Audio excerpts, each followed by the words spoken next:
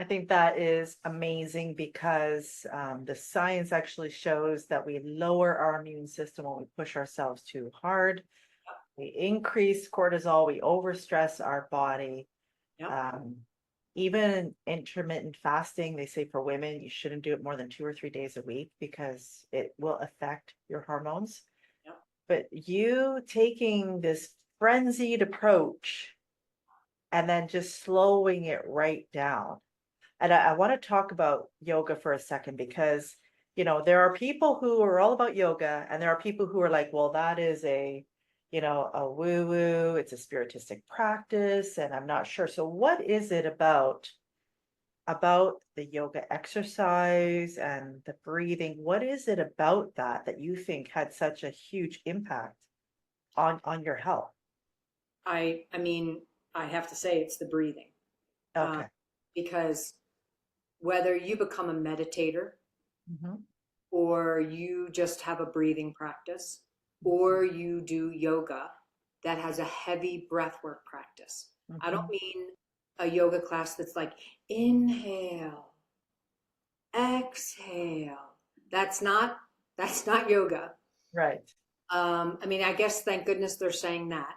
But we've done with yoga what we do with everything else is we turn it into a fitness routine that's causing harm.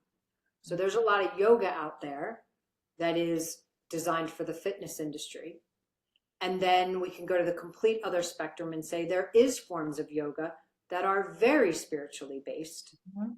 Um, and so it is when you combine the two, I'll say for me, it has a spiritual component because I'm connecting with my body and loving my body in the way that I should. Mhm. That's the spiritual nature that it's created for me is it slowed me down, and because of the breath work involved, when they call it a mind body practice, it's because now my mind and body are aligned. I'm not just living in my head to whip my body and not hear it speaking to me, right? It was speaking to me when it wasn't doing what I was asking it to do. But as a society, we're taught, well, then I need to work out harder, Right. or I need to rob myself of something, some foods. I need to starve myself. I need to fast. Like we have all these concepts that, yes, can be right at times, but we're not taught how to do it right. We're Yes. taught based on a system of money.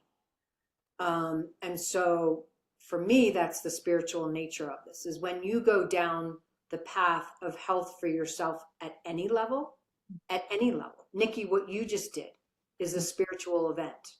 Okay. You are now saying something's not right, and I'm going to love myself enough to go figure it out. And so my husband and I use a term a lot that our bodies are a communication device. Your body's a communication device, literally.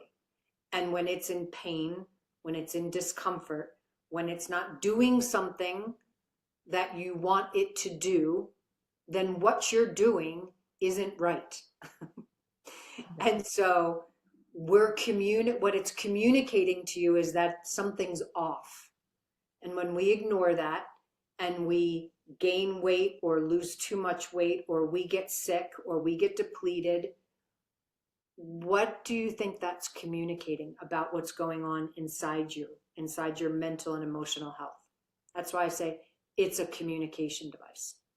Right. So we I can love call yoga spiritual, but I think when we do that, that's also something that's taught to keep us away from something that is really designed to have a mind body connection and slow you down so you can stop just living in your mind and stop using things that are influencing you to keep creating harm.